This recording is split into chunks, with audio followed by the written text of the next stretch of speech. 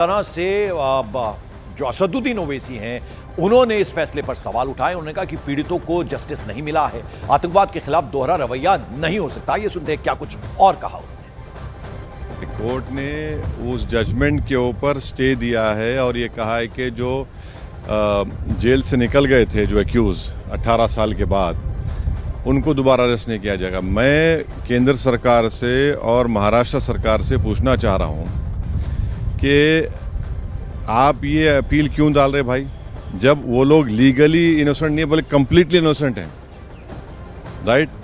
दूसरा ये है कि हम बीजेपी से और केंद्र सरकार से पूछना चाह रहे हैं कि कल अगर मालेगांव ब्लास्ट में और महाराष्ट्र सरकार से मालेगांव ब्लास्ट में अगर कल वो भी रिजर्व फॉर जजमेंट है, मिसाल के तौर पर मान लिया जाए जो नहीं होना चाहिए, अगर कोर्ट डिसाइड करेगा कि वो एक्यूज एक्विट हो गए तो अपील करेंगे आप।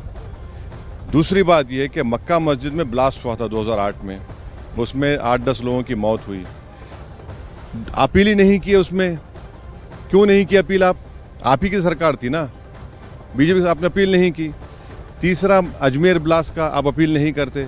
तो ये जो पॉलिसी है, टेररिज्म को रोकना चाहिए, टेररिज्म को ख़त्म करना चाहिए, मगर अगर सरकार अगर एक्यूज का रिलीजन देखकर अगर अपील करेगी तो फिर ये टेररिज्म से फाइट तो कॉम्प्रोमाइज है आपकी। ये हम बोलना चाह रहे हैं। याद रखिए कि अगर साध्वी प्रज्ञा ठाकुर की मोटरसाइकिल पर ही वो बॉम्ब रखा गया RDX मिलिट्री ग्रेड, और NIA ने कहा कि उनके पास नहीं था, वो 2 लोगों के पास था, रामजी कलसांगरे जो अभी तक गायब हैं, तो फिर ये हमको समझ में नहीं आ रहा। फिर मुंबई में जो ब्लास्ट हुआ था 1991 में, उसमें भी एक महिला के नाम पर एक वो गाड़ी थी, क्या बोलते हैं आपके, मारुति वैन थी, जिसको ना चलाने आता था, उसको आपने कन्विक्शन दे दिया। ये हमको समझ में नहीं आ रहा।